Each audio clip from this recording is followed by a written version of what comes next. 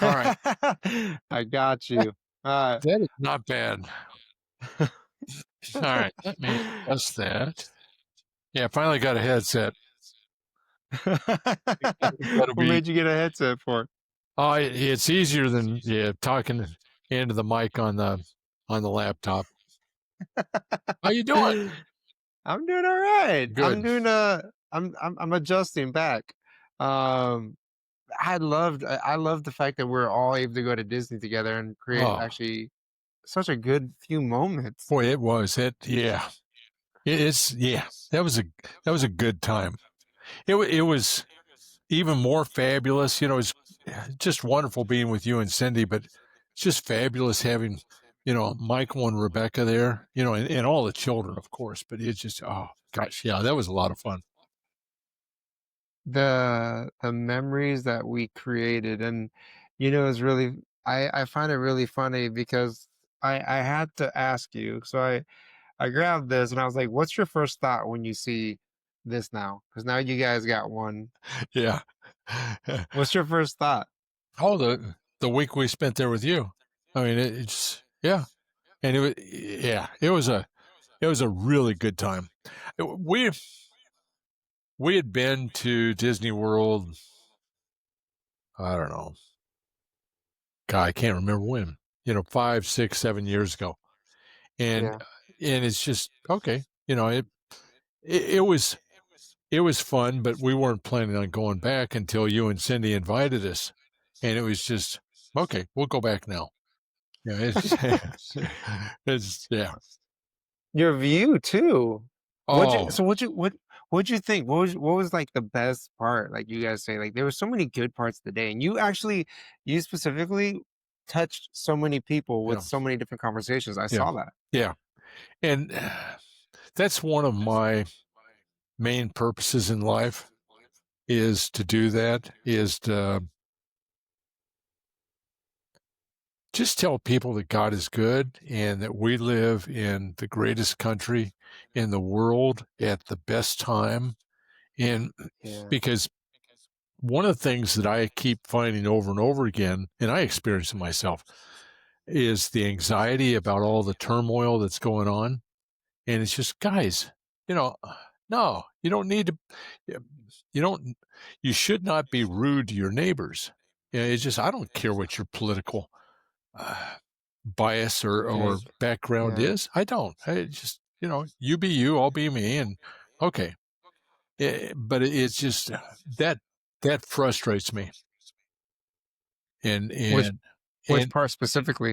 The part just that they don't put the effort in, or the part that they just don't see the bigger picture? the animosity that people have that they exhibit. We've gotten into a social media culture where people think that they can say and do anything without any consequences, and it's just Yeah. that's a remarkably naive view. Of of course, there are going to be consequences. You do something well, the consequence is you get paid, you get congratulated, whatever. You do something poorly, okay. If it's one of your child, you discipline them. Yeah. If it's one of your students, you say you can do better. But just completely across the fence when you are up blocking a roadway, you assault a police officer, Yeah. you assault one of your neighbors. It's it's like Rand Paul, the senator from Kentucky, had a neighbor who came up and knocked him down and kicked him and broke 6 or 7 of his ribs. Yeah, it just Why? uh, For what reason? because he was mowing the lawn incorrectly, and it's just wow. Hold it, Yeah. no, no, no, no. And I'm sure there were some legal consequences to it, but it's just yeah, that's completely off beyond the pale in terms of any type of interaction that you should have.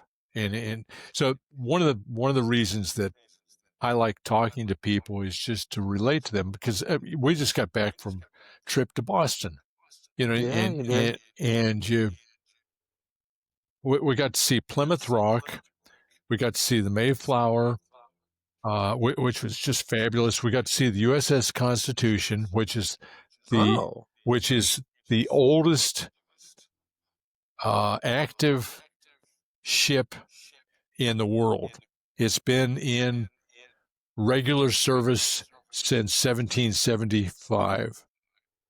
Oh, it's Yeah, still active? yeah. And the other name for it is Old Ironsides, Um, and it fits. because when it would go into battle, the other ships would shoot cannon at it, and the cannonballs would literally bounce off the sides of the ship. That's a good ship to be on. But we got to see that. We got to see the national monument to our forefathers, which Yeah. Kirk Cameron did a movie on called Monumental, and I highly recommend it. It is just you watch what the pilgrims went through to get to Oh, this yeah. country, and that the Yeah. first winter there, half of them died. I mean, That's it horrible. well, but that's our legacy.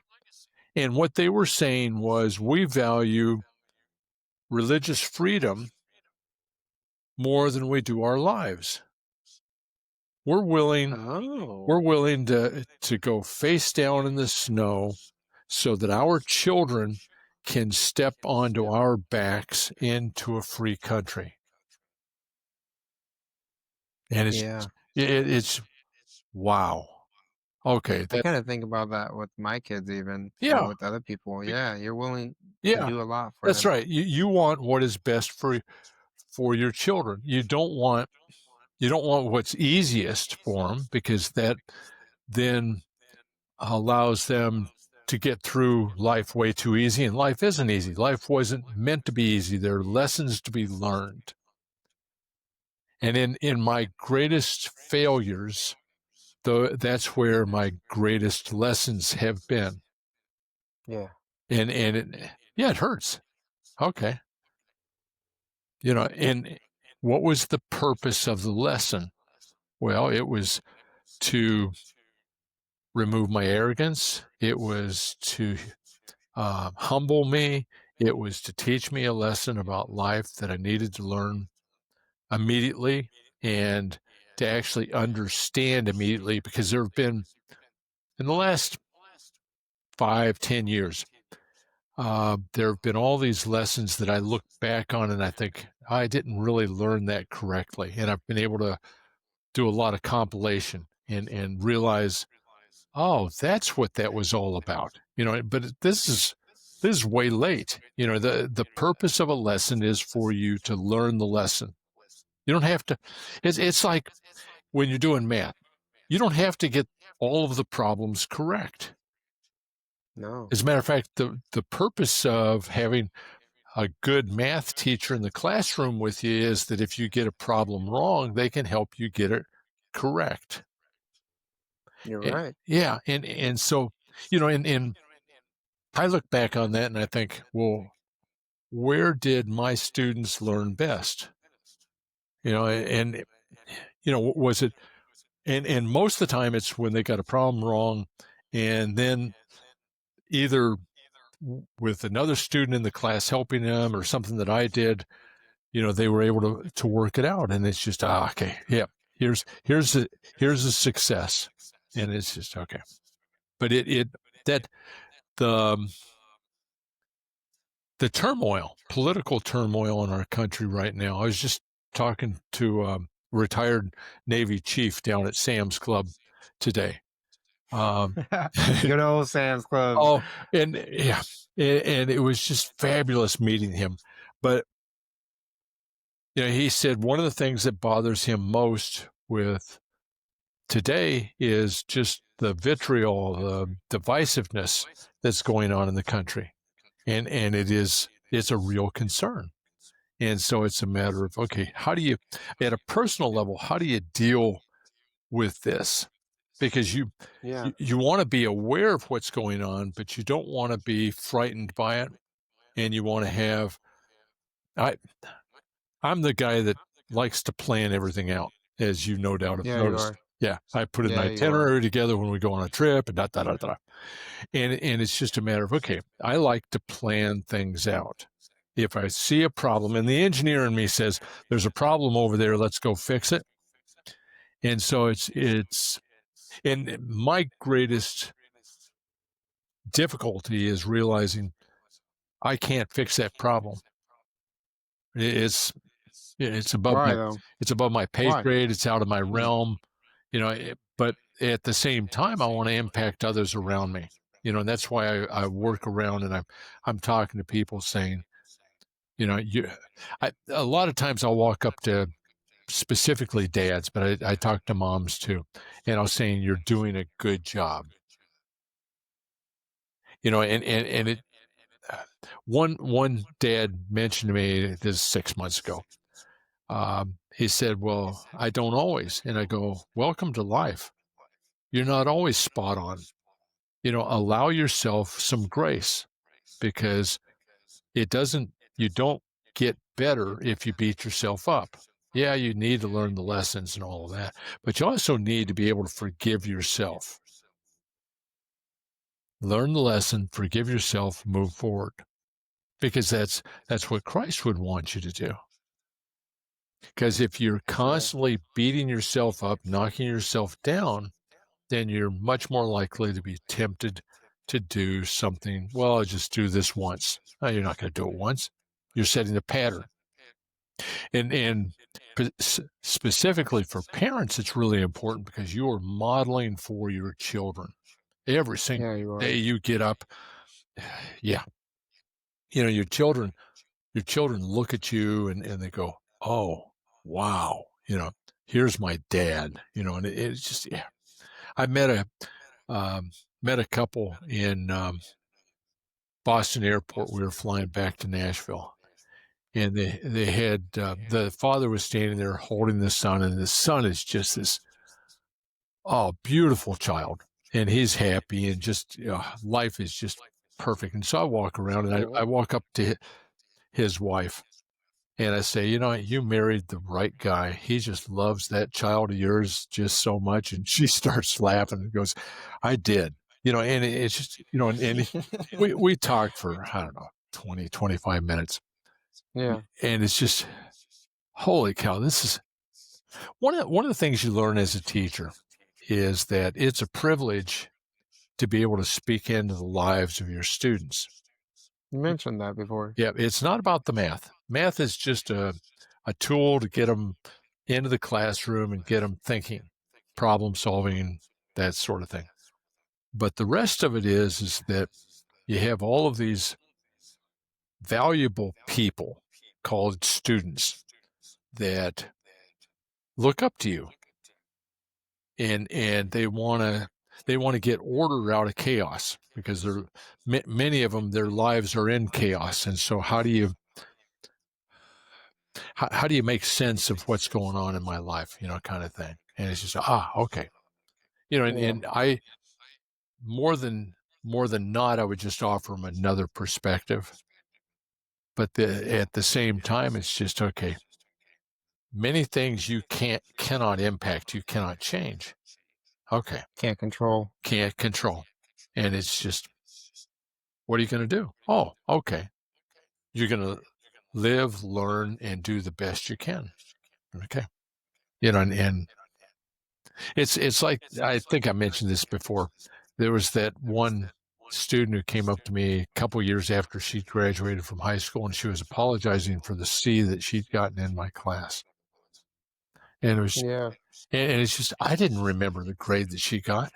I was just, I was just happy to see her again because she was just such a wonderful person. As I told hmm, her, as I told her every day she walked into my classroom, the lights just came on because she just had a fabulous personality, a beautiful smile, and it was just fun to be around.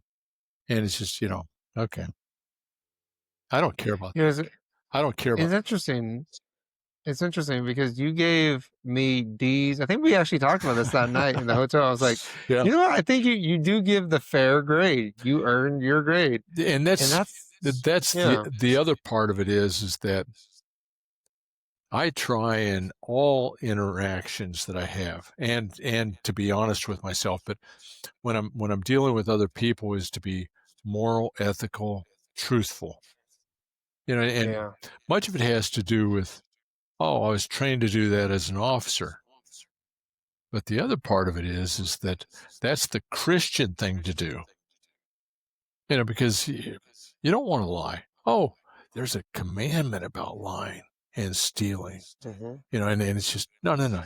You, you, you are you are fooling yourself if you believe that kind of activity is appropriate. And it's just, no, no, Yeah. no, no, no, cannot do that. Yeah, actually, you can do that, but it's not it's It's not despicable good. behavior. I was about to whitewash it, and it's, no, no, no. It's despicable behavior. Don't need to do that. So, You know what's interesting is so I had a sit down, well, not sit down, I guess podcast with Mr. Hughes. He was a colonel, and we were talking, and we actually kind of touched up on the same thing about like integrity yeah, and how important that is, and yeah, how that's the most important. It all starts with having integrity. yeah, And I talked about that white lie, well, the lie that I told that got me fired from the exec position, yeah, and yeah, how interesting of a lesson that is, because I am very thankful to myself for yeah, telling that lie and then realizing the impact of that. And it wasn't even so much of, like you said, it's not even the lie itself; it's yeah. what the after ripple effects. Right. So Yeah, I wanted to tell you, yeah, I told Cindy this story actually. It's when we were in marriage counseling, and I love it because it allows us an opportunity to talk about things, talk about feelings, and we don't even have to be. But Al, we are in such a good situation. I'd like to say we're in such a good, safe space that we will be driving, and I'll pull the car over and be like, "Hey, you're hiding something right now, and you don't want to tell me yeah, because you know that it'll offend me. Why don't you just let it out yeah, and let the flow?" yeah, And we are at that point now that I was like, it's for our kids. It's not even about you and me at this point. It's for our yeah, kids. If yeah, we don't fix whatever you're upset about or whatever we don't fix, the kids are going to get the repercussions. yeah, And so, um, I found out through talking that my mom taught me that lying was okay. yeah, My mom showed me in many different examples. I specifically remember one time we were at a Best Buy and I was 9 years old. And I wanted a Napoleon Dynamite DVD, and I wanted it. And she took one of the DVDs from the rack. Well, actually, sorry, she took the whole stack of DVDs in the rack and threw it in the $5 bin and mixed it up. And then she went up to the cashier and she was like, "That was $5." And my brain remembers that for the oddest things. And then it just builds up from there. yeah, So, what are you teaching people when you're really just, yeah. what are you Yeah. teaching people? And the consequence is that she stands a chance of being caught, Yeah.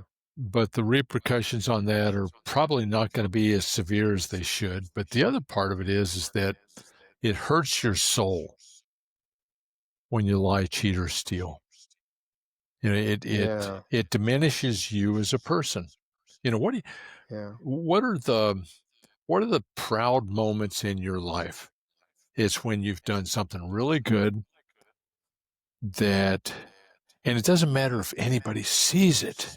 It's when you've done something really good and you've done it really well, and you can sit back and go, okay, I did that. And I'm happy that I did that, and I'm proud that I did that. And it's just, Yeah. and that's the flip side of the coin, where, because, yeah, when I was 13, 14, I got into a habit of shoplifting. You? Yeah, yeah. Okay. Now we're And, getting somewhere. yeah, and I remember, um, there's a guy that literally owned the Five and Dime in my hometown who caught me one day, and it just scared me. I thought he's going to call the police. He's going to call my dad. Da, da, da, da. And he didn't. He just said, "I'm really disappointed in you. Now, you can either pay for the stuff that you've got in your pocket, or you can put it back." And I thought, "Well, I don't have money to pay for it, so I'm gonna have to put it back." So I took it and put it back and came up by him, and I said, "Why? Why didn't you call the police?" And he said, "Because that would have tarnished you. You would have a criminal record then." And it Oh. was just, oh, I never thought about that. You know, it young, naive, not real terribly bright, um, kid that okay. And it was just the grace that he showed me was just amazing. And so it's just Really? yeah, and so it's something that I obviously still remember. That would have shut so many doors for you. Oh, yeah. Changed your whole life. Oh, yeah. Oh, gosh, yeah. Oh, yeah. Yeah. It's just oh, yeah. Yeah. And it's one of those I remember when, I got my physical. I was about to move into the advanced course in ROTC in college. I was gonna become a junior, and I was gonna sign my contract, and I was to take the oath, and I had to go get a physical. Mhm. And when I was 14, I had a burn on my right leg, third-degree burn, pretty bad. Had to have a skin graft, a bunch of other stuff. And, I remember they took me away from the rest of the group because we're all standing there in our skivs, and, uh, one of the corpsmen came over and said, "You need to go talk to that doctor." And so I go into this exam room, and I'm sitting there on the table, and the doctor says, "How well do you walk?" And I can literally remember sitting there, literally seeing a fork in the road. I can either go this way or I can go this way. Because if I mention any difficulty, they're not going to let me go in the army. I'm done. They're going to medically disqualify me. Yeah. And it was a matter of, okay, nope, not going to say that. I can do everything I need to. And the rest of it was that I was I was on an orienteering team in ROTC at the time. I was one of the leaders in it, and we did a really good job of map reading and running a team, and placed third in the nation that year. We even beat the team that came up from Fort Benning, the infantry school. Bunch of ROTC student cadets beat um, bunch of OCS people from Fort Benning, but that's a whole nother story. But, all the time that I was running, I was in combat boots, which protected that spot on my leg. Mhm. And it was just, okay, as long as I protect it, I can go and go and go. Okay, I'll do that. And that's what happened. And so literally less than a year later, I've completed um, Ranger School, Airborne School, Special Forces Underwater School. You know? Wow. Yeah, but it's one of those, "Oh, here's the fork in the road I'm gonna go down." A year ago, I remember you telling me that no, it was about 2 years ago. You told me when we were at Cindy at Red Robins, with Cindy, Mhm. and you said that the biggest mistake you made was transitioning from active to reserve Yeah, and then getting out. yeah, Do you still feel that yeah, way? yeah. Even now? Oh, yeah. Oh, yeah, it's when I was talking to the Navy chief down there at Sam's Club, mentioned to him, I still miss the camaraderie. The Yeah. day-to-day there's a guy at our church. Actually, there are a number of guys. I've gotten to know, I think, most of the veterans in our church, and that's a lot of people. But one of the guys comes up to me and he calls me sir. and he knows I'm an officer, and it's just that statement of respect from him just makes my day every single time. It's just okay, I'm Yeah. it my thinking is I'm back in uniform again. Okay, I'm in a place where I can make a make a difference. That was one of the best things about teaching high school there at Sprague for me, was that I knew every single day that I came into the school, I was going to make a difference. There was Yeah. there was a student there in the school that needed me. Okay, I'm good. I'm You're ready. right, I needed you. You're Yeah, right, I definitely that story's amazing. yeah, yeah. I was in the right place, the right time, and it's just okay. I'm happy. It, and I look back on that with assurance Mhm. because you see where Uriah is today and how he's been promoted Amazing. ahead of his peers every single time. And it's just fabulous. And it's just, okay, I am. You impacted his life and mine, actually. You Yeah. impacted so many you there was when I made a video of our well, so the first video we made, I tried to upload in this platform and it kinda got a little cheesy, but the amount of students that hit me up and I was like, "Oh my god, I miss him." And your warmth comes Yeah. through the video and they're Yeah. like, the amount of people that you impacted Yeah. by just opening the door. My one main frustration with being in a public school, which uh, I I'll finish this, was that I couldn't tell students that I loved them. Simple. Yeah. And I mentioned that to Melanie. We were in Salem last year, and She's one of the ones that hit me up. oh, I know, I love her, and she comes to lunch with my wife and I, and she brings 3 of her sons in with her, and it's just, Yeah. oh gosh, I love Oh, these. yeah. Oh, they're beautiful children, and it's just she walks up and hugs me, and it's just okay. Life is much better now.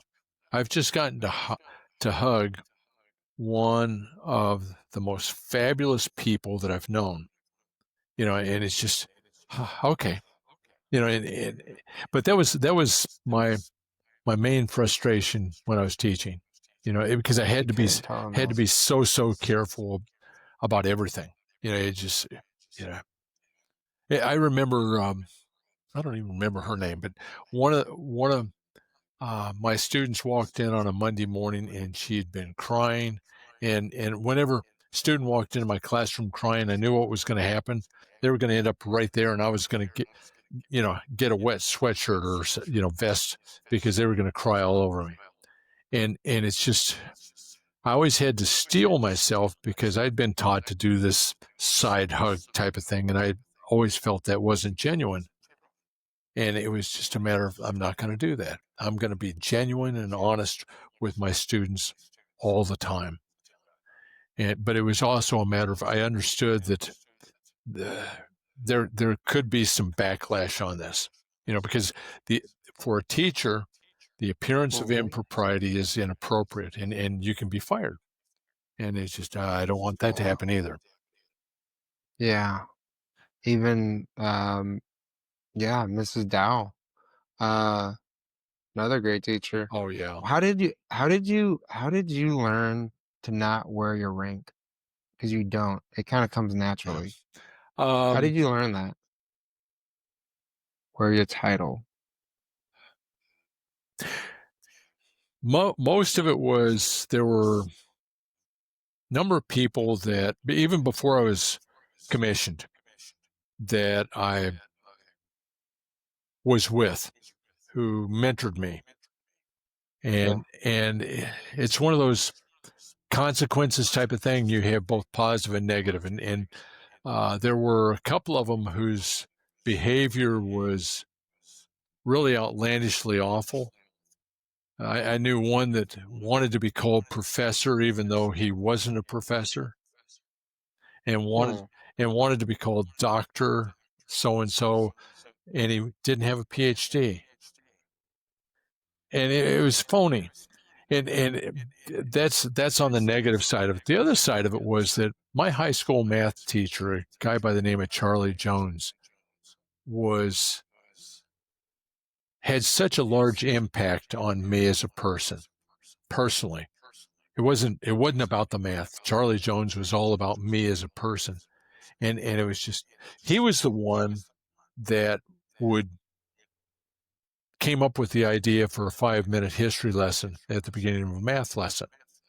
And he's the one that told dad jokes and told them poorly. And it caused students to laugh because the joke was funny, but he was even funnier because the way he told the joke. But and it was just okay. And at a very real level, from a teaching standpoint, one of the things you want to do, particularly with students that have had difficulty with a subject like math, is you want to reduce their anxiety. Because if when a student's anxiety is peaked, their ability to do rational thought, to problem solve, goes down hugely. I mean, you've heard about the stories of people freezing. Somebody shoots at them or they whatever, and they just freeze up. They don't know what to do. The fight or flight is so hard against each other they can't decide what to do, so they just freeze in place. And I saw it early on in my math classroom. I was doing something stupid and concocted some baloney thing that I did, and it caused the students to just melt. And Yeah. it was an awful, awful day. And it was just, okay, let's not do this again. Actually, the lesson is that we need to create an environment. I mean, it's my classroom. These are my students. It's my responsibility to teach them. I need to create an environment that reduces the stress. That way my students can perform more effectively. And it's just, Yeah.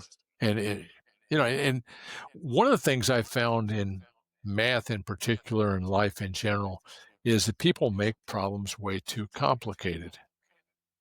You know, it, you add 3 to 2. Oh, what's that give you? Oh, that's not 6. It's just the machinations that teachers go through to get students to work a problem a particular way or whatever. You don't need to do that. You show a group of students 3, 4, 5 different ways to work a problem, and then you say, okay, here's a set of 10, work them. And you grade their work on if they got the problem correct, if the answer is correct or not. Doesn't matter how they worked it. it I used to get a lot of pushback because I would grade papers and I'd be looking at, a whole page worth of a single problem. And I'd be looking at it and I'd go down through and, there's an arithmetic error right here. Mhm. And so I take one point off. It'd be a 10-point problem or whatever. I take 1 point off because they made an arithmetic. And then I would take that incorrect answer and I would follow it down through. And for that incorrect answer, they got the problem correct. Okay, you only take 1 point off rather than 10 points. And if you're talking about a 100-point test, that makes a real difference. Yeah. And because is our point as teachers to beat people up? Oh no. Is our point as an officer to beat people up? No. You need to build a team. You need your people to be better each day. You need to have a plan to actually put that into place. How do you take that E3, E whatever, and make them a better person? And Yeah. how do you do it in a subtle way so that they don't even realize that you're influencing them? Now that is a challenging problem. But that is the point of having that rank on your shoulders because we take an oath and we are told that we need to lead these individuals. Okay. I not only want to lead these people, but I want to make their life better. And I don't mean easier, I mean better. I want to challenge them, work them through lots and lots of different problems. I want them to be able to excel at everything that they do. Yeah. And that's yeah, it's a huge challenge. Okay. I'm up for it. Yeah, Speaking for some people that I know personally, how do you undo your own stress? How do you undo and not complicate things? Like you said, fight or flight. yeah, A lot of people live in that fight or flight mode yeah, all day, yeah, and they don't ever realize just I used this analogy the other day. yeah, Do you see a wall in front of you, or do you see what's around the wall? yeah, yeah. The short answer is that you need to look at this from a biblical perspective, but you also need to take a step back, see where you are in your life. And this is difficult to do, but you take a step back, Yes. look at where Yeah. you are in your life. You have the things you know and the things you don't know. Well, the things you don't know, you don't know. You you know, but it's also a matter of the self-confidence that you have. And one thing that many people, myself included, when I was young, did poorly is I didn't pat myself on the back when I'd done something well. I wasn't trained to do that. And so Oh, part of my task today is to walk around and pat people on the back, reinforce that, you did a good job here. I really like the way you did this specific performance, which is an educational term, but it's a real actual point of being able to show someone that what they're doing is a good action, a correct action, and they should continue it, only do it a step up. Now, in terms of reducing anxiety in yourself, if you take a step, literally take a physical step backwards, take a deep breath, you're going to reduce your anxiety somewhat. The second part of it is that you just take a moment to cleanse your brain, look at the world around you, realize how blessed you are. You've got two beautiful children, a wonderful, beautiful wife. Life is wonderful. Okay. yeah. And you use that as your starting point. That's first base. And then you go, okay, and here's the planner in me. I say, okay, how do I get from first base to second base? The next step in my life. Oh, I need to do this, this, this, this. Okay. And you put a plan together. Now, you're not going to be 100% successful, but at least you're on the right path. You're headed in the right direction. With discipline, you can stay on that path. You can continue doing good, and you can achieve much more than if you just fritter time away.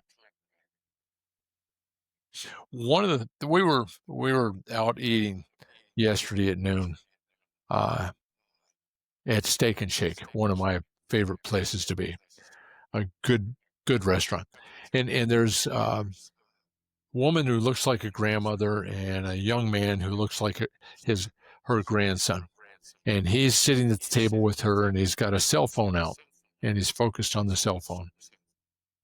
And I wanted to go over and sit down next to him and say, "Hey, put the cell phone away. Focus on her because you're not always going to have her and you're going to miss her when she's gone." And that's a fact of life, folks. We don't live forever. One of the biggest lessons for me, the last time I talked to my mother in law, a woman who loved me dearly, I didn't tell her I loved her. I did not. And I regret that. Okay. You never did? No, I always did. I didn't do it the Uh, very last time I talked to her. oh,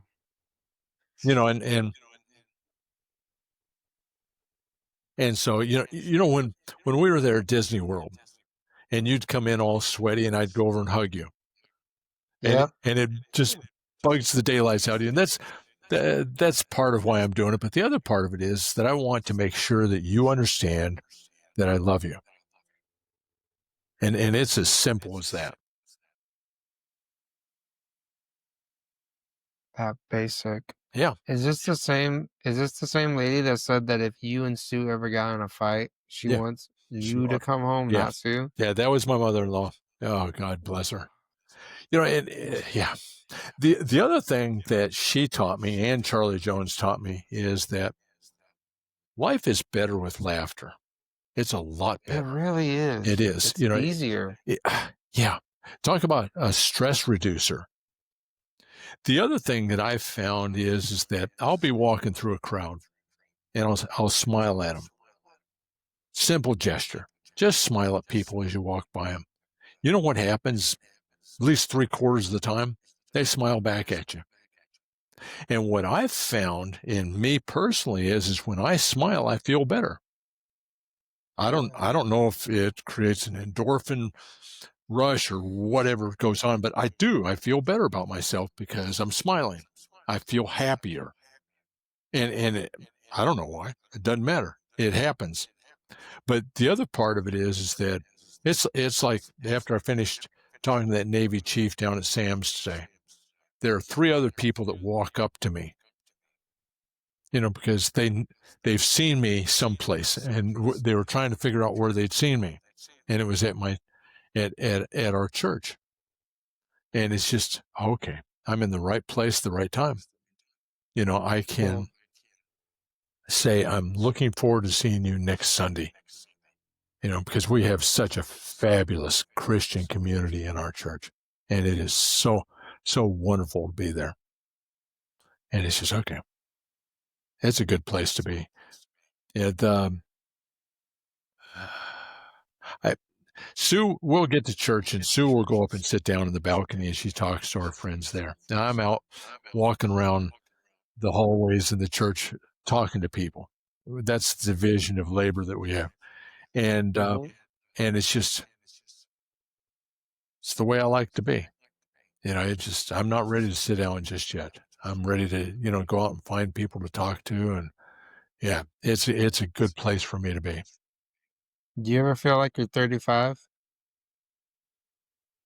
I feel more like I'm 35 than I do 70, whatever I am right now. And that's such an amazing blessing because Yeah, they're all the aches and pains that you get when you get older. And I don't understand why I don't suffer more, but I don't. And it's a blessing because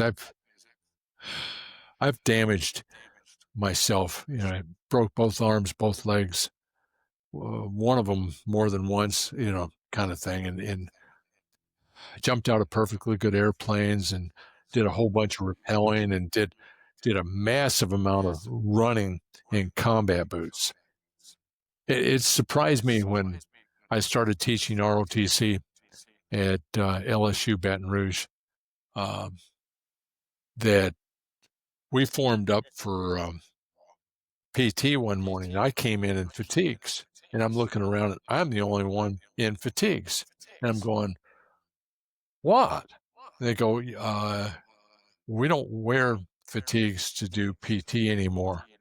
You need tennis shoes and shorts and a t-shirt." I'm going, "That's remarkably wonderful." But okay, but it's just, yeah. Yeah, and they thought that was funny, but it's just okay. This is real. This is the only PT that I've ever known in the Army. And yeah, yeah. yeah. I just Well, we kind of talked about this a little bit in person, but what's your thoughts about how well people need to hear that term FAFO, like bringing it I back? I prefer What's your thought?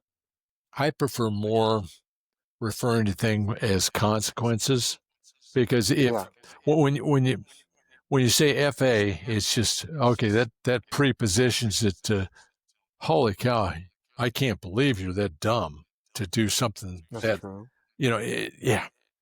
Um, and and much of it is that they're doing it on purpose. And I'm all about purpose-driven life, but it's just Why? Why would you do something offensive or just race baiting or violent or just whatever? Take your pick of negative attributes and feel proud about it. That makes no sense to me. I that equation does not balance.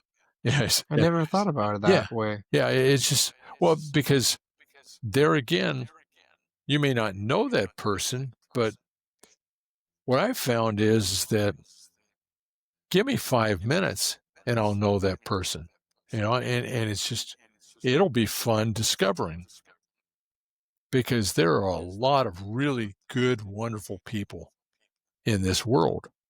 And it is a matter of discovering who they are and really just enjoying being with them.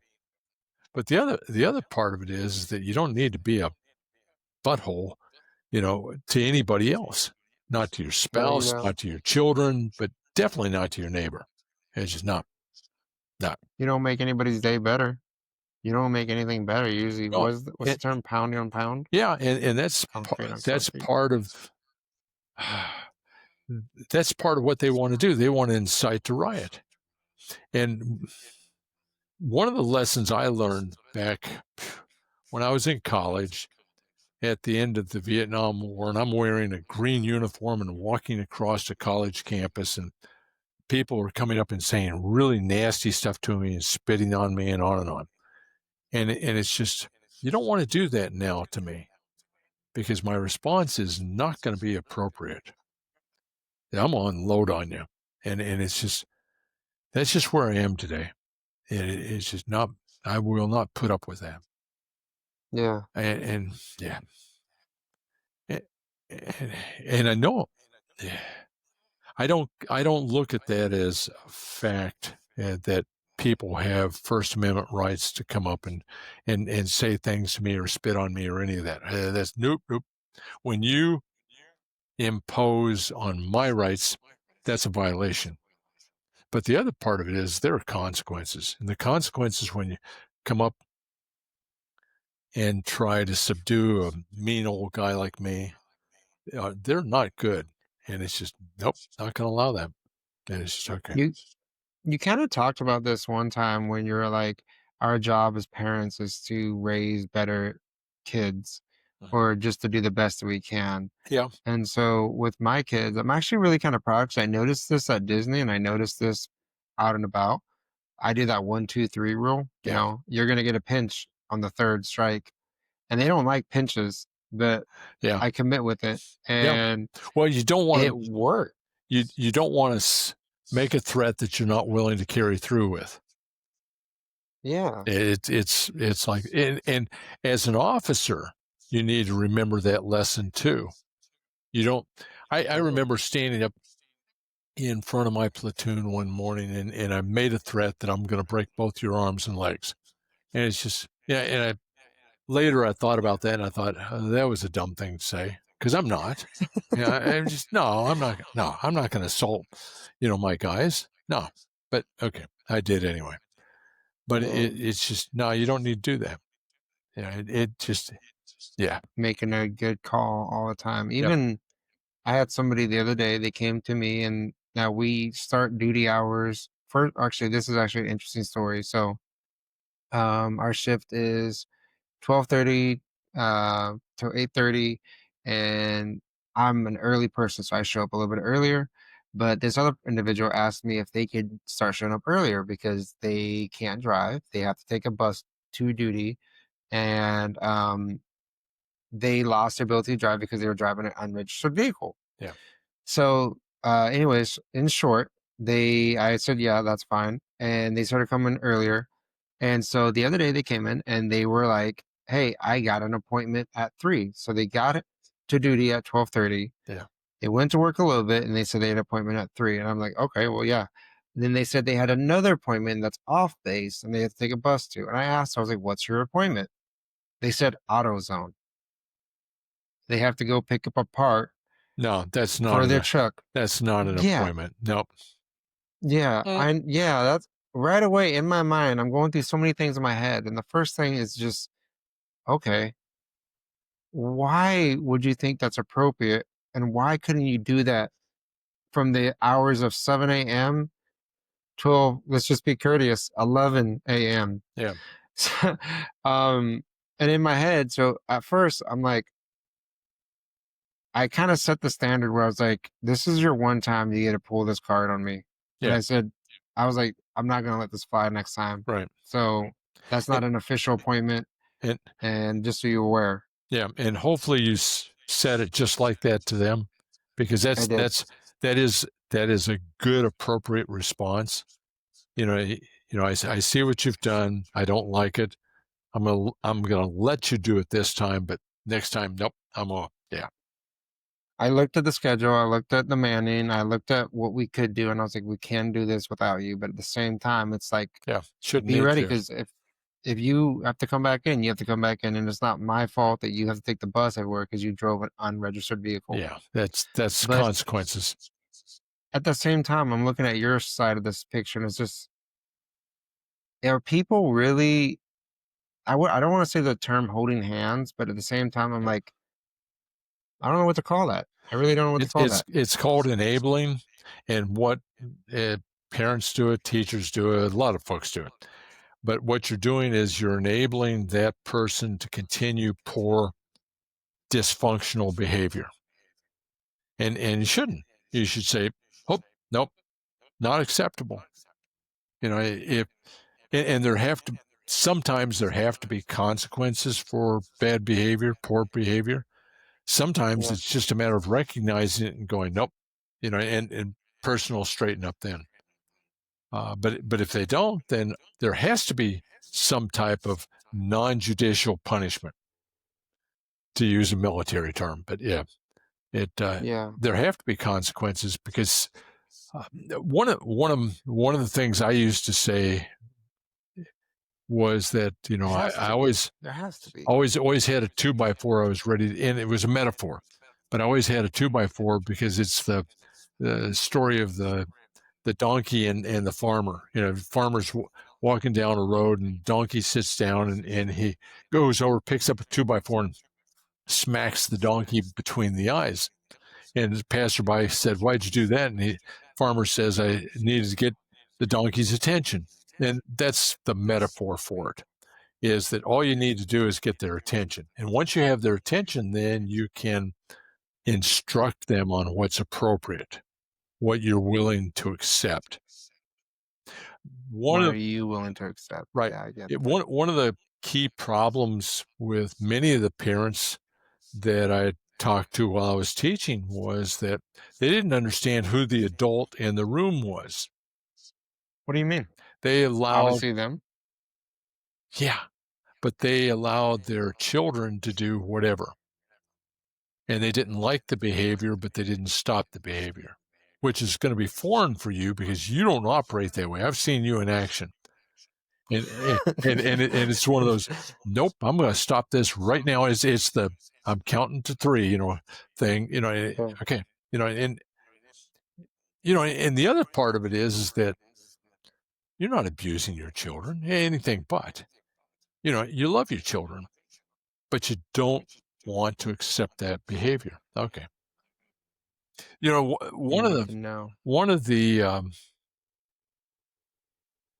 oh, there's so many high points of the Disney World trip, but one of one, one of the things that Wasn't that great? oh, it Wasn't that was. great? Oh, I loved it.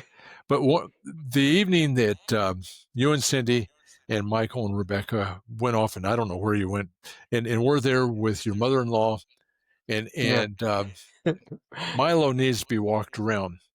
So I'm holding Milo's hand, and we're walking around the food court we were in there, and we went around 4 or 5 times. And he's being the little man that he is, walking along, and just there's something about walking and holding a child's hand Yeah. that is such a wonderful connection. It's just, I love this child. It's Yeah. just, and it's, yeah, that was for me. That was one of the best parts of the whole time we were there, was just, that time with Milo. It was just, man, what a great kid. And it's just, and yeah, he's young. He's over the top energetic. Okay. That's where we Mhm. start. And yeah, And it's really interesting because I teach Milo and Leilani both to always be aware of each other and where each other's at. And so yeah, I'll sometimes wrestle with Leilani, and then I'll just be like, my freebie is I'll let go if Milo comes and pull my arm apart, saying, "Hey, back off." yeah, And yeah, Milo won't do it as much, and he'll get carried away, and he'll watch whatever he's doing. He won't care too much about Leilani, right? He'll be like, "Oh, Leilani's fine." But reverse that, and I'm wrestling Milo, and Milo's like, "Leilani, help!" Leilani literally will come, and she will be so serious faced. She'll come, she'll yeah, push me. You stay away from Milo. And if I even get on her mom and try to wrestle with Cindy, yeah, she was like, "You stay off of mommy now." yeah. And it's really interesting because I don't hurt him. I don't Oh, actually no. make it Oh, seem no, like no. No, I don't they give the they image know of you that, love them. Yeah. But but that instills yes, to and always. and the lesson for them that they have learned really well is that they will stand up for others. Oh, they did, huh? I didn't even Yeah. think about that And for and you others. you move that a step further, when they get into school. There's that, Yeah. student that's 3 rows over that's getting bullied. Guess what's gonna happen, you know? Or, on and on. But it's a matter of, okay, that is a good way to train your children, because you want your children to stand up for Confident. defenseless. You want your children to stand up for the weak, because that's what you and I need to do. Yeah, That's and what we and need to do. it's We recognize it. yeah, we do. And we're much older and more experienced. At least I am, and and it's just okay. This isn't complicated. And one of the things that I think about frequently when I'm walking around is that I look around at the people around me, and I'm just aware of what's going on around me. There's a little girl. I came around the corner, and a little girl was standing up in the cart. This is at Sam's Club this morning, and she's about to come out of the cart the wrong way. And so I just walk Yeah. up and just nudge her, and she goes, "Oh, thank you." And her mom turns around, and it's one of those. Yep, she should have had her, you know, bottom Mm. down in the cart, and not messing around. And it's just okay, But at the same time, I'm not going to allow that. Even because of the way things are going, I'm not going to stand by and let that child get hurt. No, no, no, no, no, nope.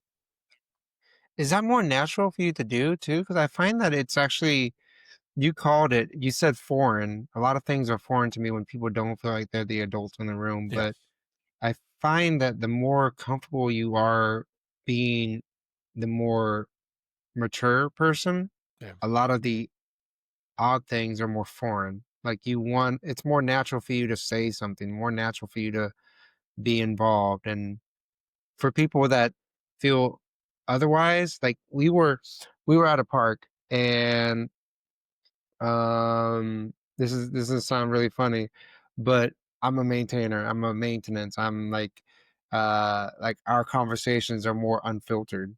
yeah, And so I will just easily just come about and just say, I've had a vasectomy. And it's funny because I say it so flowlessly. It's like, oh, it's no big deal. It's like, yeah, no kids, done at 2, done. And I remember the conversation because I was like, anybody that has more than 2 kids, bless them. That is crazy. That is hard work. And I flew into saying, I had a vasectomy. I'm good. I'm snipped. No, no more. And that's how I say it. It's like, I'm snipped. Nope. And I turn around and I asked this lady, I was like, yeah, your husband, is he snipped or is he going to keep going? And she's like, she took it so personal. And I was like, some people have a different point of view of things yeah, and some people take things differently. And yeah, um, that's just their own way of taking things. And I find that it's really interesting because there's like a basic, I think you kind of helped teach me this, It's like you be kind to others, you be caring to others, you don't violate others' feelings, and you always teach people to share Yeah. and to give thanks Yeah. and to give gratitude. Yeah. Yeah. Because if if we're not grateful for what we have received, then there's nothing good about life. And then it's just, golly gee, this life is wonderful. Yeah, of course Yeah. we're sinful, but it's also a matter of, we have been blessed, not just, well, because we have been born in this nation and we have Yeah. been privileged to live here. Wow, we just hit the jackpot. I mean, Yeah. literally. Go to any other country in the world. I don't care which one it is. It's not as good as it is here. It's not, and it's just okay. But the other part of it is that when I was much younger, in high school, I compensated for myself because I didn't have the self confidence. And in the compensation, I was trying to tell a lie, fool others around me that I was better than I was or whatever. And it's just a matter of, you don't need to do that. You are, you know, it's the Popeye the sailor, I am what I am, kind of thing. But literally, Yes, I but remember that. it literally is that simple. It's just okay. This is this is who I am. Okay, because it's one of those. If I don't like that, okay. When tomorrow morning when I get up, I need to change it. Mhm. Because I'm in charge of this life. Not really, but And you impact people from try to. those actions. Yeah, really try to. That's, as I've said before, is one of my chief purposes in life now. Let me ask you, was Sue all because it was very clear that Sue is your safety net. She is your Yeah, wing woman. She is yeah, your crush. yeah. Yeah, she is your everything. It She is is. it is She it is is. so She is my rock. amazing. Yeah, She is your rock. Was and she always though? Was she always, always? always. There was never a point that you were on Nope, duty and you were nope, like, you had to nope, remind yourself. nope, nope. And Really? she was. She has always been so wonderful. It. Yeah. I I think it goes back to her mother, but Yeah. but it's just a matter of they are the two best people I've ever known who have loved me more than I loved myself continuously. And it's just it just I'm just amazed at it. I give thanks that I've been able to be married to her for, holy cow, 51 years and counting now. And it's just, wow, okay. But Every day is new. Every oh, day it is is. new. And it's wonderful. And no, it's not easy. Okay. Didn't want it to be easy. If there, there, if I wanted life to be easier, I could find that path. I don't want it to be easier. Yeah. No, I don't. I look at the challenges in life as some of the best parts of life. Yeah, it's just it, Yeah. it would have been easier for me to have gone out and gotten another software engineering job when I got laid off in 2003 rather than going through a full year of schooling at Willamette University so I could make 40% of the salary that I was making before and teach students. But it would not have been nearly as fulfilling. I remember when I Oh. was a student teacher and I walked into a math classroom in Judson Middle School there in Salem. I'm the old guy in the school, and I'm the oldest guy in the school. My 20 years, probably, yeah. And I'm watching all these students. Just, I mean, it's middle school. They're all charged up and moving around in 1,600 different directions, and it's just okay. This is my challenge for today. how do I direct these students to be better than they were yesterday? How do I guide them in that direction? And it's just okay. I'll take that challenge on. You kind of reminded me that I actually just now didn't even realize this till you brought it up, but Cindy's mom is Sue's mom. Yeah, she When she is when beautiful. when I messed up, and man, I remember that day, and then Cindy told me that she told her whole family what I already had done. And I was more I wasn't I think I told you this, not to sound disrespectful, but it didn't phase me Yeah, or didn't bother me as much as them, yeah, but it bothered me when yeah, she knew. yeah, And I took it real personal at that point. I was like, I love that woman. Like, yeah, yeah, she is yeah, such like I tell Cindy all the time, when we have her up and visiting us, we don't try to pass the kids off like a buck. We don't use like her as a big grandma babysitter. It's like, no, she actually goes freely and does yeah, things. And yeah, she's you guys have a lot in common. yeah. And she is so happy to be with you. That was so obvious that she's just happy to be there. Yeah, Yeah, it's her grandchildren, but it's also you and Cindy that she gets to be with, and it's just these are my kids, and it's just yeah. The that's the thing it amazing. the thing that just amazes me at this point in life is that there are all of those students that I had interacted with at Sprague and other places that still want to know me and have a relationship with me, and that surprises me, and just I think it's wonderful, because Yeah. it was so wonderful knowing them back in the day, but it's even better today, because of the growth that they've made, and some of them have made poor choices, and okay, let's learn the lesson and move on, and it's just yeah, but it's so much fun, um, to just be out and get to see him again, just sit down and you know share a cup of coffee or whatever, and just have them tell me here's what I've been doing, and here are my three children, and and it's just wow, okay, I'm it's really yeah.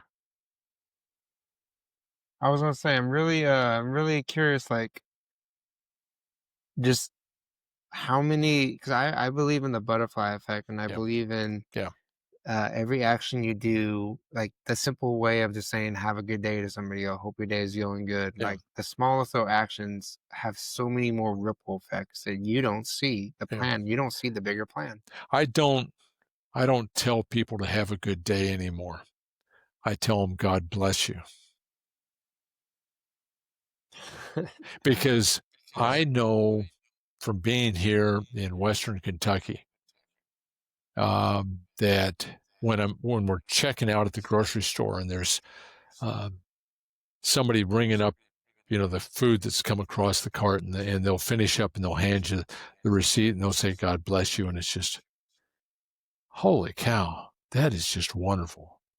And that's the shift I've made just in the last 3-4 years being here, is that I it's never thought about that. well, and it's a good reminder.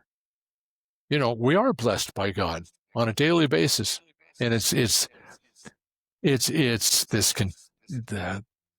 the air in my lungs, the ability to get up in the morning, the people I interact with, the people I am privileged to meet.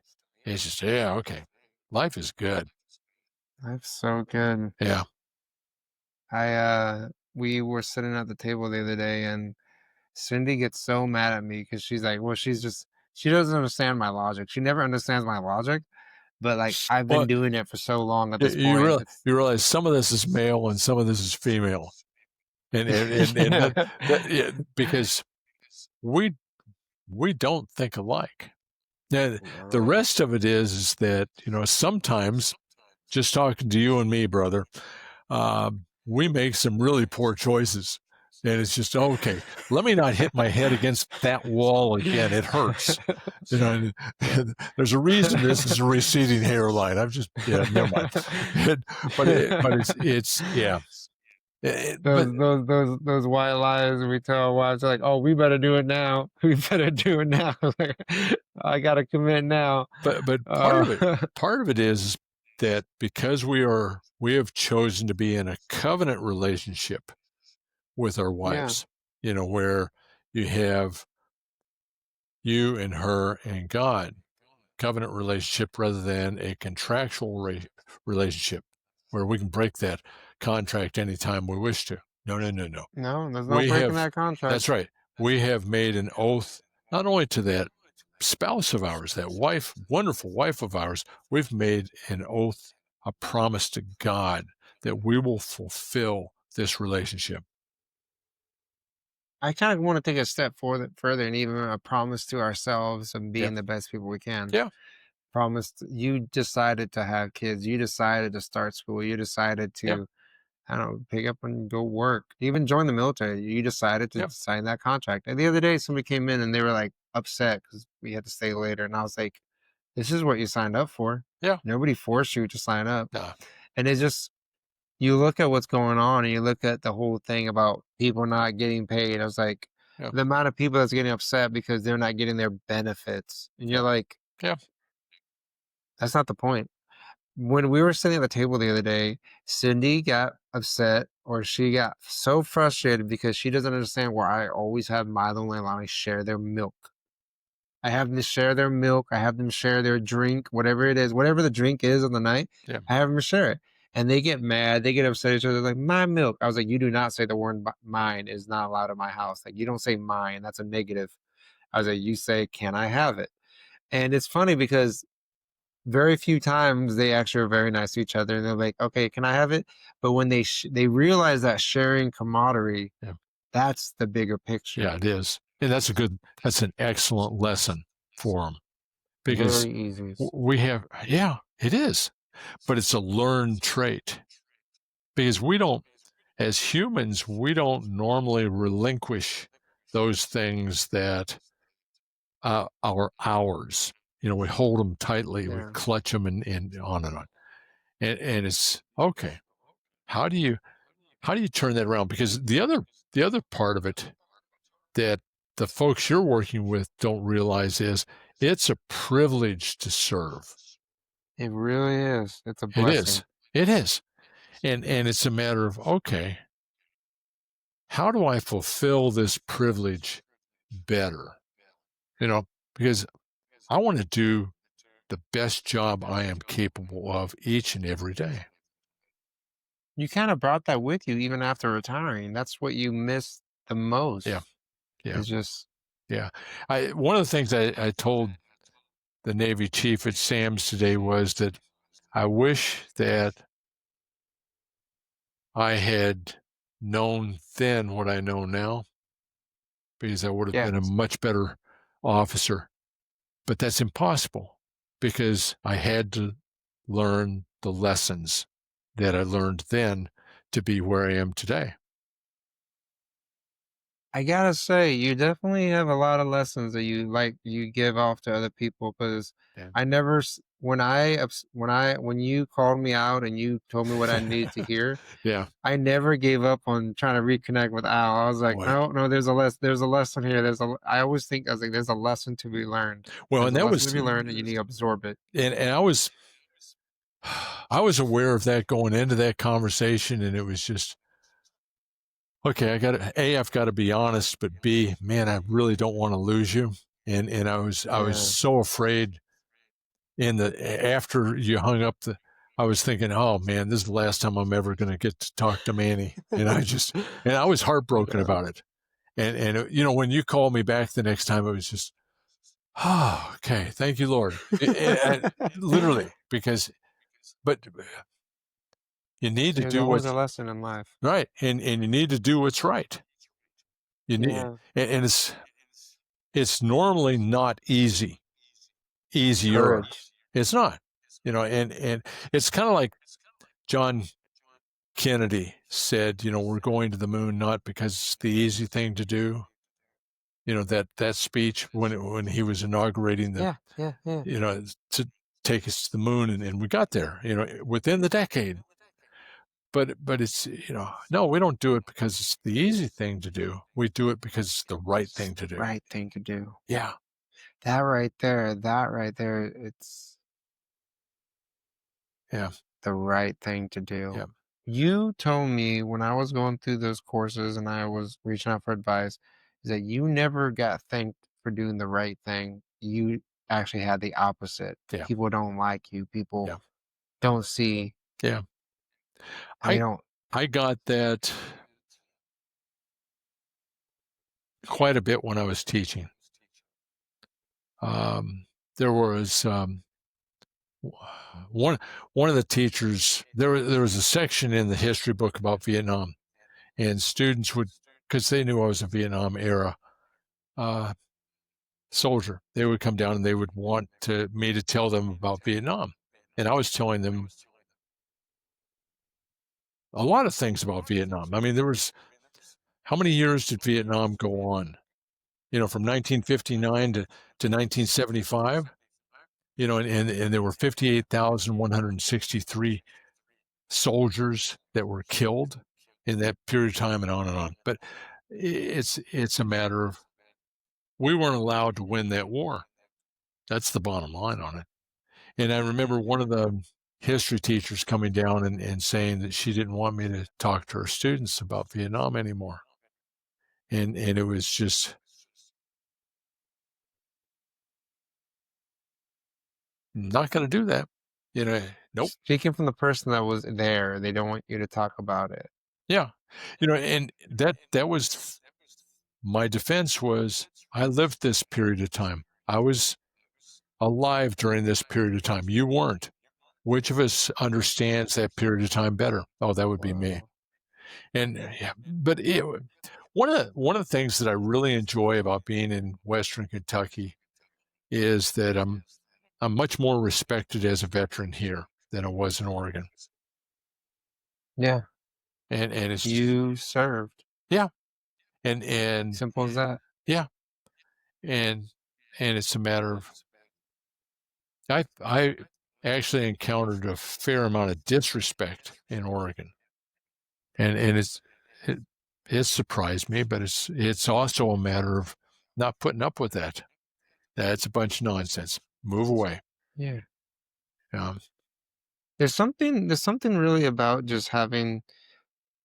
I actually find it really interesting because I would encourage Milo and Lonnie. I love the experience that I've learned being in the military, and I love what they've taught me. And I even brought this up the other day to Mr. Hughes. It's that I really think that commander that fired me. I really think that experiences that I went through, and you don't get that kind of yeah.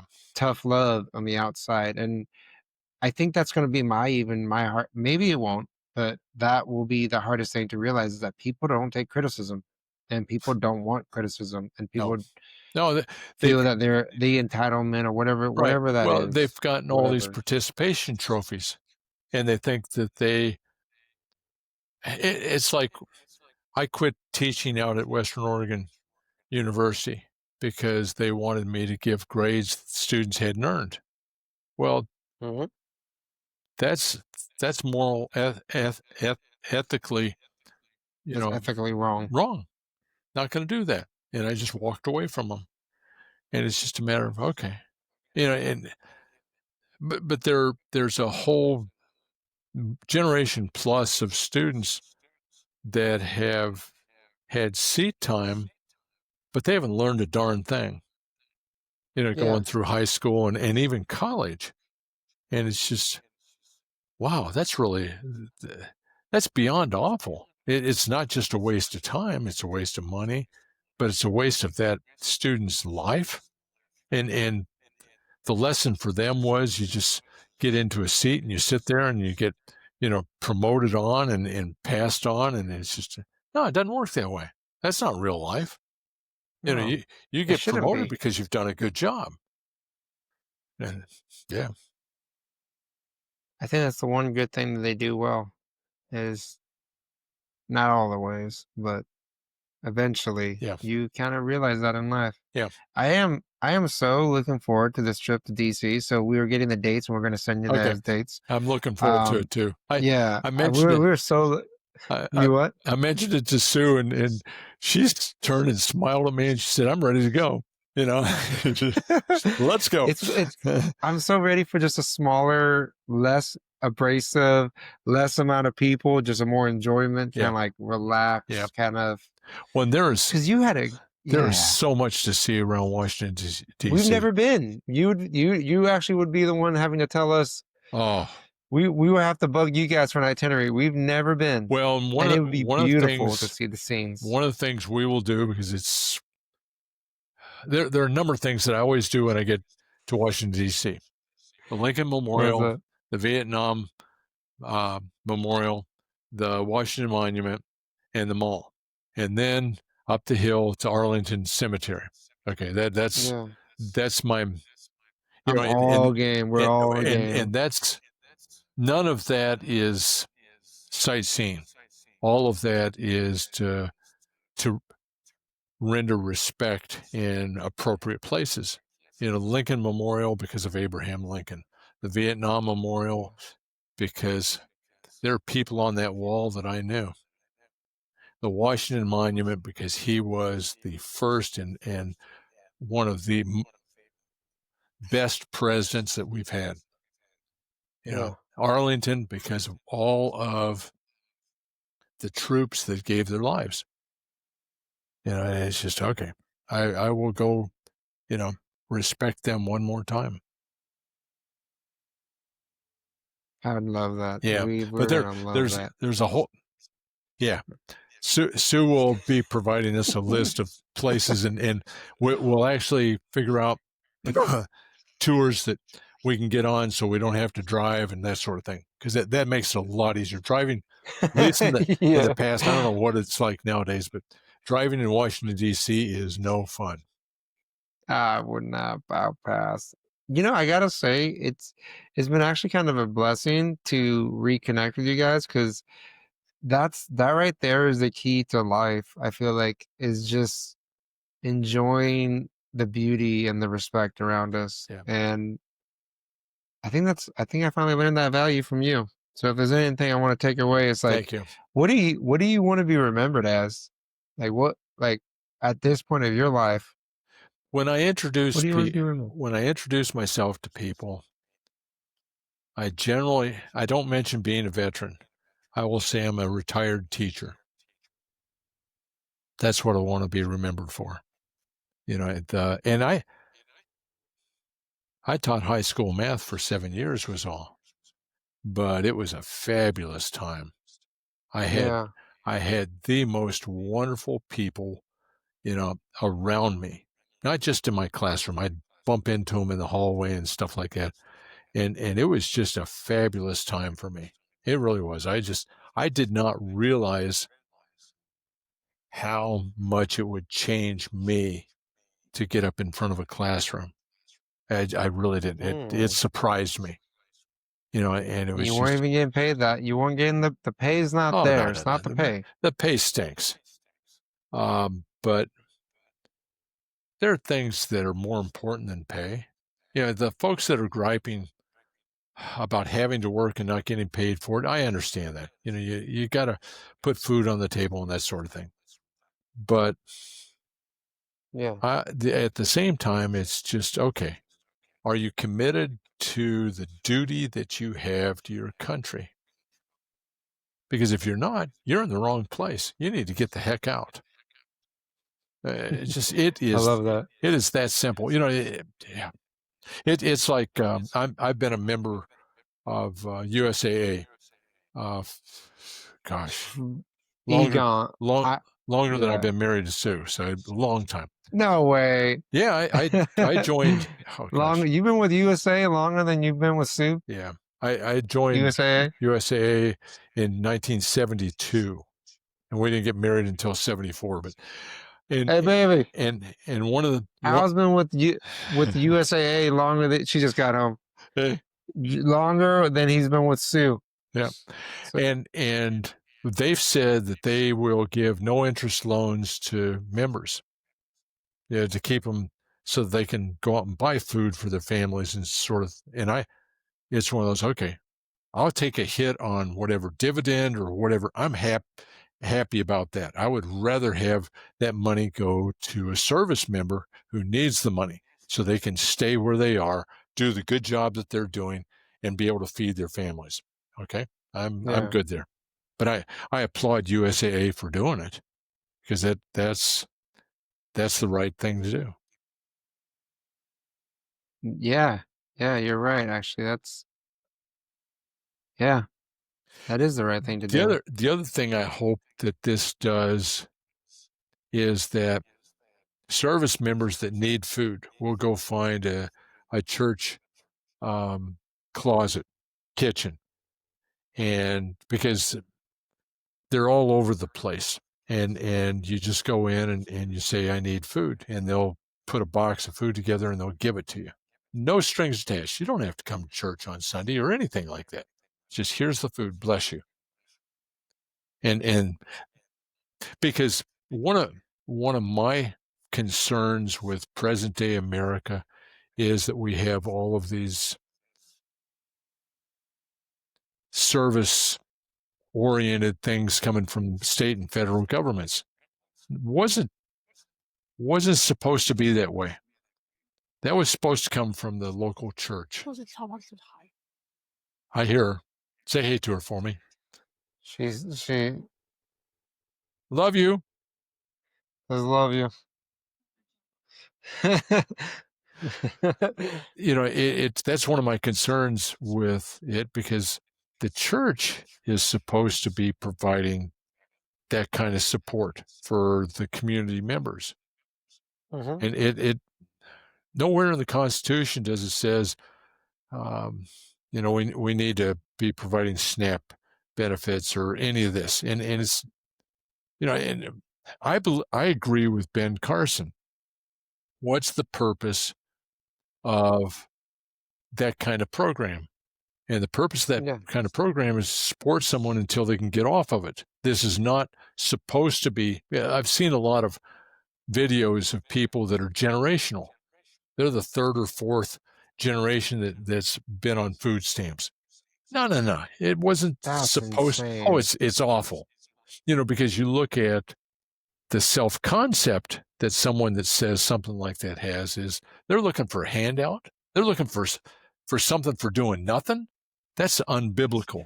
It literally says in the Bible, you don't work, you don't eat. It's just that I call that the Captain John Smith um, you know, lesson. And it just, yeah, you need to always be moving forward and working. You do. I'm They were laughing at me at Home Depot today because I'm down picking up cinder blocks for something I'm building out back. And one of the ladies knows me real well, and she said, "You're working harder now than you did when you were teaching at CCA." And I go, "Yeah, I'm working considerably harder." And she said, "Why?" I said, "Because I have the opportunity to. I want to. And I want to Yeah. continue work." And it's just, and that's with many people that's lost. They want to take the easy street, and it's just no, no, no. I don't want the easy street, and I wouldn't know it if I walked down it. It's just not. Give me That would feel weird for you. it would, and it's one of those. I'm up for the challenge, and I hope that one of the things that I've instilled is that we need to be ready for the next challenge. We do, because it's going to come to us whether we're ready or not. And it's easier if you have some preparedness for that challenge. You know, next next PT test you take, if you didn't work out between now and then, which I know, yeah, but you know, I haven't took a break yet. I've that's been working right. on it every day, That's right. not one day. And you're going to be ready for the next PT test. Actually, you're going to go out and max it. Okay, I'm happy. But there are a lot of people that sit in cubicles all day long and have that much energy expenditure, and they're going to go out on the next PT test and they're going to sweat like crazy, and they may or may not pass the PT test. And in today's environment, that's not a good place to be because you're likely to, Mhm. find the door opening and somebody putting their boot up your butt saying, get out. And Yep, that's the way that they're going. that is, and it's the other part of it is you need to be able to read whatever you call them, the right handwriting on the wall or the tea leaves or whatever. You need to be able to connect the dots and say, this is where my boss is headed. Okay, I need to get in line with that right now and put together a Yeah. plan or however you organize your life and say, okay, here's where I need to be. It's like you want to become an officer. Okay, you're working on getting an undergraduate degree. Excellent, because there are all of those officers that have been commissioned that have not gotten an undergraduate degree. Guess who gets promoted faster? Without a undergraduate degree or with a graduate degree? Oh, that would be the with the graduate degree 95% of the time because Mhm. it it shows more than just being smart. It shows that you've had the dedication and the determination and that you've put yourself through that very tight ring in order to achieve that. And that's plus you learn stuff. I mean, That's the beauty of it, it though. is. It is. And you want to challenge yourself. It's just okay, what's the next difficult thing I can do? Okay. Yeah, let's go do it. Yeah, it's just the Let's go do it. the the big turnaround point in my life for me was that I I decided that I wanted to go to airborne school and ranger school. And I graduated from high school at 95 pounds at 6 feet tall. I was about that big around. And I was puny and I got bullied and all kinds of other stuff. But it's a matter of, I decided to do that and stepped back from that.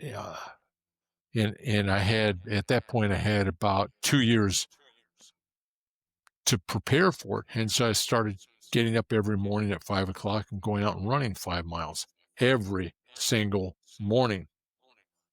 I took judo and I took karate and I took swimming and then I took life saving and on and on. Just doing all this physical stuff. And so by the time I was in ranger school, I was a strong swimmer. My ranger buddy was a weak swimmer. And there was a reason for that, because I could haul him around with me. Okay. Yeah. But it's just a matter, and that was pivotal for my life because I was able to build up my self-confidence, become proud of myself, and to move forward from there. Prior to that, no, not at all. So many chain of events that caused so many great Yeah, things, yeah, all started from that convenience store. yeah, yeah. There's many more of And, them. yeah, I always wondered why I spent 7.5 years in a doctoral program at Oregon State. 7.5 years. Most students complete their doctorate in 3, and I wasn't successful at all. It took me more than a decade to realize that here's why. And it was that first morning at Judson when I'm standing there as a student teacher with all these students milling around me, and I step up in front of them and I go, "Here's the lesson of the day." Yeah. And it was just okay. That's why I That's why I wasn't successful at the PhD program because I never would have had that opportunity, never would have taken that opportunity if I gotten the PhD. I would have stayed in colleges, and taught strictly in colleges. I never would have. Wow. Yeah. And that wasn't the path I was supposed to go down. My path was supposed to be dealing with all of the low math students at Sprague.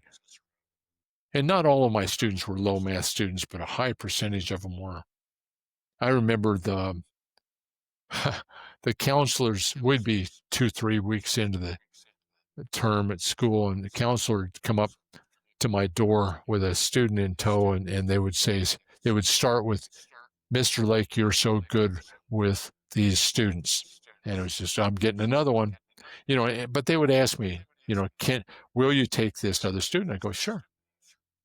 And they mentioned to me right before I left there that why, that they asked me that. And I said, because that student needs me.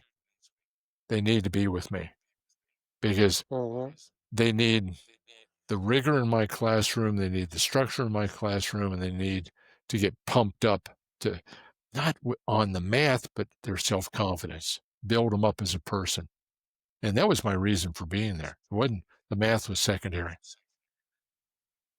Just the simple thing of telling your kid I love you or telling somebody good job Yeah, yeah, goes a lot further than you even realize. yeah, yeah. It does because there's an awful lot in being an officer and a teacher as there is in parenting. One of the things that surprised me was when we would have parent teacher conferences is that I'm not talking to the students, I'm talking to the parents. I'm doing more parent counseling than I am student counseling, much more. Mhm. And the parents would have real questions for me. How do I do this? I sat down with student and his mom, single parent home, and he started criticizing her in front of me, and I stopped him. I said, "Stop that," and he did. And so we went through the parent teacher counseling session, and student gets up and he's off playing with his friends, and she turns to me and she said, "How did you do that?" And I'm thinking, "Holy cow, you haven't figured this out yet?" And I didn't say that, but it's just okay. Well, Here's how you start, you know, because you need to set the parameters for your child. You need to direct your child. You need to teach your child. You need to discipline your child. a 1, 2, 3. Yeah. And it's easy. Obviously, it's easier said than done, but okay. Yeah, yeah, yeah. But it's the difficult thing to do, but it's the right thing to do. Yeah. And the reward is you get to see that child grow up to be a good person. Students would come up to me and they would say, "What should I do with my life?" And my response was, "Be a good person." And they go, "No, no, no. Yeah. Should I become a astrophysicist or a doctor?" I don't know. I've never been either of the two. But it was also a matter of it's not my choice, it's your choice. Yeah. But You start with being a good person that's right, and because things that's the come. baseline. Yeah, I find that so interesting because I'm not even constraining myself to my degree plan. I'm yeah, outsourcing from it. yeah, But I told somebody the other day, I was like, the first step is to get started yeah, because that's the hardest step. it is. And then after that, let it just Yep, course its natural way. yep. Yeah, I worked Yeah. on an MBA at Boise State when we were living there in Boise and got, I don't know, half, 2/3 of the way through it, doing night classes and got pretty burned up on it, but that's a whole nother story. But it was amazing what I did learn because I had an emphasis in accounting and I learned all this accounting stuff. And it was just, oh, that makes sense now. Okay. And even now when I'm doing my taxes, it's that's why we need to do that. Okay. Yeah. Oh Yeah. man. It's so funny, Al, because I feel like I guess um I feel like there's this torch you're holding, and it's a figurative, Yeah. but you were given this torch by God. You're given this torch to carry on His word or Yeah. carry on, Yeah. and everybody has this torch in a way, but you really shine that torch because it is your duty to make other people feel good. Yeah. And Exactly. I feel like that torch is what needs to be handed off to everybody, and they need to realize that everybody has a torch. Yeah. You have a purpose and or mission in life. And what you need to do is first determine what that is. What God-given talents do you have?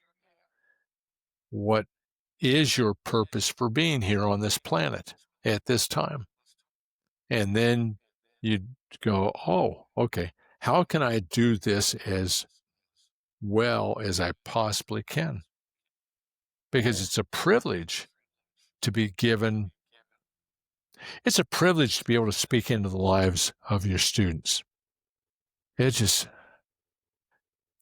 to see the lights come on in a student. They understand how to solve something, or they understand how to articulate something, or just whatever.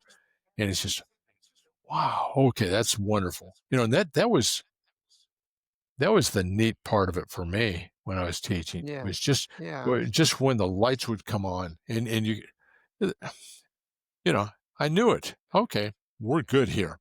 Excellent. Okay. But the other So part of it is, amazing. a lot of people take themselves way too seriously, and it's just, let's have some fun. You know, it there are a lot of really good people in this world. I want to meet them. I want to talk to them, if only for a minute or two. Okay. And just, yeah. And my one wish in life is that,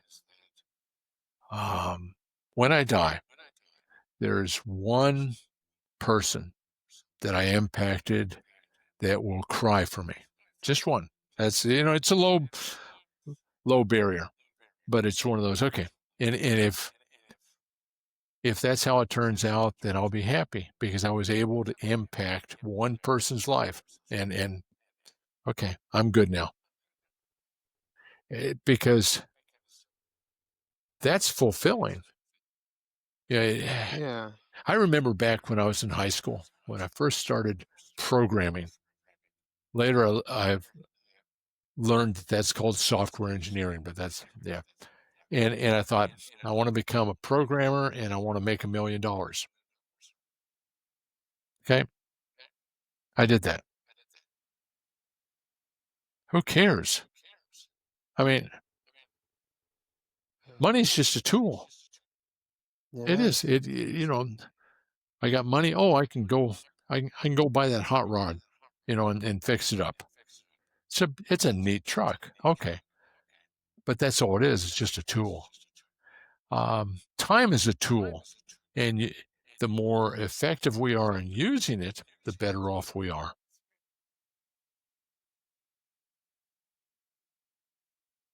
But Yeah. yeah, Yeah, it's so funny you bring that up because everything is expandable, but people are not. right. And the lives and the impacts you Yep, create and the memories you create, or even just going further than that, people will never forget the way that you made them feel. right. And so your impact is Yep, more crucial than just a tool. I find it so interesting because um, we never want money to be the root of anybody's issue. right. And money doesn't solve people's issues. No, no, it It can make actually it makes them better. much worse because Yeah. you look at all the corruption there is that is based on money. People have built up millions and billions of dollars, and are they better people for it? Oh, heavens, no. No, they're really awful people. Okay. But, what are they using their money for? Actually, what are they using their God given talents for? That's Because true. that's where your focus is where your talents are. And of course, that's biblical reference to the parable. Yeah. But it's a matter of, what can we do to make life better? Not, Notice I didn't say easier. I said better. Mhm. And I remember one Thanksgiving we were working at a church there in Salem, and they had we were going out to people's homes, and we were taking these huge frozen turkeys with us. Eh, And it was an abysmal failure because most of the homes that we went to weren't going to be able to fix that turkey. They didn't have the pots, pans. They didn't know how. They didn't have the time, on and on and on. And it was just, okay, that's just, I remember the person that coordinated it. I went back to him. I said, let's not do this again next year. Yeah. If we're going to take them something, let's take them a turkey meal, you know, turkey, mashed potatoes, gravy, cranberry sauce, whatever, and Oh yeah. put it into a clamshell styrofoam container and hand it to them and say, you know, happy Thanksgiving to you. Because then they'll have a meal. As it is, we're handing out frozen turkey, and my guess is that probably 3/4 of those frozen turkeys went in the trash. I mean, you That's know, sad. 25, 30 pound turkey is not cheap, and it's just like, yeah, yeah, But that's also in a weird way, that's actually going back to what me and Cindy were talking about the other day. It's not so much what you spend to make a holiday great or yeah. the amount it costs is to the one thing my mom did do really well is that she made crispy Oops. and she emphasized. You there? Yeah, yeah, we just had a blip. Oh, but let's see here. I don't know if it was you or me, but yeah, Oh, well, I don't know either. One thing my mom did very, very well is she would emphasize on like she emphasized about the memories you would create. And so I think yeah, that's like a big, big thing is yeah, just create these awesome experiences yeah. and then everything else will come naturally. I think that one of the biggest differences between me being the old guy in the school and a lot of the younger teachers was that my perspective on how I dealt with my students was I was thinking about them 10, 20 years out from now, from that day in the classroom, thinking, how are they going to remember me? Because I didn't want to be their Santa Claus, but I also didn't want to rain on their parade, so hard that I humiliated them. There's a balance to motivating someone, particularly motivating um, a young male student who has no direction in life, and that's a difficult task to do, and it's okay. It is. How how are we going to get this person to build their self-confidence and be able to solve more than just rudimentary basic problems? Because, Give them the confidence. yeah, give them the confidence, give them the skill set, train them on the skill set that they're going to need. And then, okay, we can move forward now. We'll build it's the educational term is successive approximations. You take one step at a time. And you pat yourself on the back every step. Yes. Yeah. Because you want to be aware of, have I achieved my next goal or have I failed? And if I failed, why did I fail? Oh, okay, there's the lesson learned. Let's go back and we'll start back up the ladder again. And, hopefully your failure won't be at the expense of someone else, someone getting hurt, which as an officer is a real thing. Someone losing, property, their car or whatever, you go out and you're driving DUI or something awful like that. Okay. Then how do we continue working our way up the ladder? Yeah. And at the same time, how do we encourage those around us? That I found is much more difficult. Because once you get outside yourself and you start looking at those around you, you go, oh, I've just multiplied my job objective by 1,000. It's much more That's difficult now. Okay. That's interesting. Well, and the other part of it is that there are days when you can take on that challenge, and there are days when you choose not to. Okay, that's okay too. The other part of it is you don't want to take on too much because you'll burn yourself out, you know. But it's also a matter of you want to take on what you can manage and monitor and handle. You know, it's like, you're working, full-time Air Force and you're going to school and you got a family and and it's just okay, that's Yeah. awesome. And it is, and the other part of it is you're doing so well at it. And so I applaud you. You know, I reckon I recognize when I need to take a step yeah. and when I need to just seclude myself to more introvert Cindy and I and the Yeah. kids Yeah. and Yeah. Yeah. yeah, Yeah. well, that's the secret. Yeah. And once you've learned that lesson, now we can go on to the next step up. And it's just okay. Because life is continually full of challenges, new things that we haven't encountered. And so what do we do with the next step and the next step? Okay. I feel like life is a lot like cumulative like math is. It's very similar. Yeah. You solve one problem, you feel great, Yeah. you finally figured it out, but there's another harder problem coming your way. That's right. Yeah. And then there's Calc 1, Calc Yeah. 2, Calc Yeah. 3. Yeah. You're gonna you're gonna go from um, you're gonna go from arithmetic problems to linear algebra, Yeah. and then yeah, and then you're gonna get into trig, and then you're gonna do some geometry, and yeah, okay. I actually love math now. I actually just love it. You're good. Because you have developed the skills, you've been able to apply yourself to them, and you've built your confidence up on it, and you do it really, really well. That's why. And it's Yeah. okay. So what's the next challenge? You know, do you want to do statistics, which is a different way of looking at math? Do you want to Passed it. do accounting? D- You know, Yeah. eh, if you were to reach out and do something outside of math, oh, would you want to become an EMT?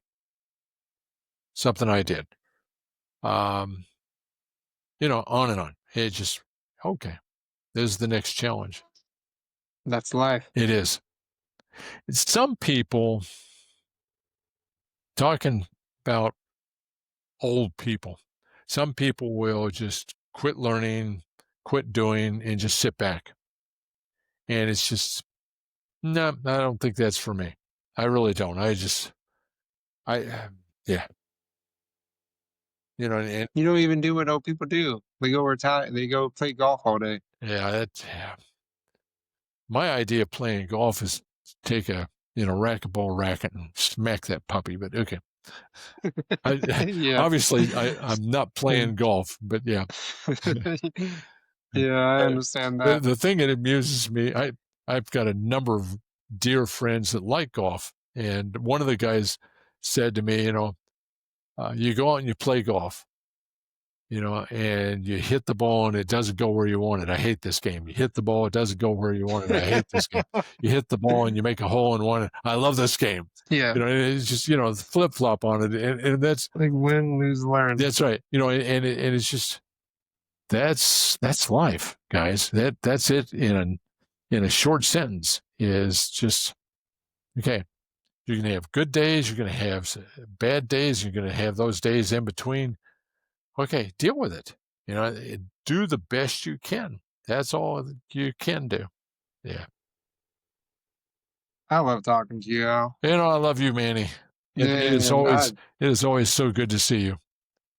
I I'm you proud of you. know what I love about doing this is that I have met so many. I find it interesting because on my LinkedIn, I was asked, "How many people do you send messages to?" And I was like, "Well, look at my follow Yeah. and my connections, because Yeah. that's exactly verbatim how many I send. Because every connection I make, I send a message to, and I try to connect. And I've gotten really, really good at now getting a better message. And I have ones for veterans. I Yeah. have one for business people, I have one for chefs, Yeah, and I've kind of learned the rhythm of it. And I get probably about now with the way that I've perfected it, I probably get about 7 to 8 replies for every 30 messages, which is a good number. that's a That's good actually number. Yeah, and you compare that to zero. advertising and a sale on a product. That's a lot higher than most advertisers Yeah. are. That's really good. But you create Yeah, I was asked, "Why do you do this?" And I was like, "'Cause it's fun. It's fun. This is where the basics of people are tending to lose themselves with ChatGPT or the new AIs or the new just the social norms that people just need to recognize. Step outside. yeah, We'll have a conversation in the store. yeah, It doesn't take that much effort." And I hope and by doing this, these are all shared with other people and shared around and given like these are going to be given to my kids, and when my kids get older they're going to see these yeah, and that's going to give them kind of like a spark of an idea. yeah, It's just it's easy as that. It's really as easy as that. yeah. And it's not easy at all, but you do it so well. They never had this back in the day. We were with a couple the other day and we were talking about how hard it must have been for your generation to have kids because you didn't have a tablet or a phone or hey, go have a mental health day or just Well, you were suck it up. in many ways, not having the tablet or the phone made life easier because Yeah, yeah. 'cause I can remember my mom saying, "Go outside and play." Okay, and we did, and it would get dark, and golly gee, we knew to come in when it got dark. Go figure, it's just, yeah, didn't have to be told, didn't have to didn't have to be texted, called, or any of that. Yeah, Yeah, and I think that's what also it's I was listening to something the other day and they were talking about how scary AI is going and obviously those conversations and I know we talked a little bit about this yeah, and prepare, but at the same time you can't live your life in fight or flight. yeah, You prepare, you set up things, you yeah, set up I'm like you. We started something with the kids. I implemented it, but every weekend we're going to go out on preparation days. We're going to go out and learn how to camp and teach the kids the yeah, small ways so they know how to survive yeah. and Can start a can fire. you start a fire? Can you cook over that fire? Can you build a lean-to? Yeah, Yeah. you know, And we're going to just start. yeah, And this way, because there are people that actually believe in just jumping ship and just go in the woods right now. I was like, there's nothing going on. Like, no, that'd be dumb. yeah. You just have to just, and if it doesn't happen, it doesn't happen. If it does happen, at least you Yeah. were aware enough of what you need to do. Well, and you're not you're an active participant. You're actually aware of what's going on, and you're preparing for what you see is coming. And like you said, if Yeah. it happens, it happens. It's like, you know, do we have insurance on our cars? Yeah. Do we want to have a wreck? Oh, heavens no. No, I like that That's a car. good point. Yeah, no. That's a good point. It's but that's preparation. Yeah, Yeah. it's a requirement. Okay. But it's preparation. If something happens, oh, I can actually pay for the repairs on that car or, get a new car or whatever. But Yeah. but it's just okay, yeah. And you want Life insurance. It's your own personal it insurance. is. It is. And it's how you live your life. That's important. It is. All right. I would say, yeah, I would say I agree with you. I will let you go. I gotta go clean and prepare, and I know Sue's waiting for you. So, Okay. Hey, love you, Manny. um, love you too. I'll text you once I get the dates, and we will go from there. Okay. Always good to see you. Bye bye. You too, Al. Bye.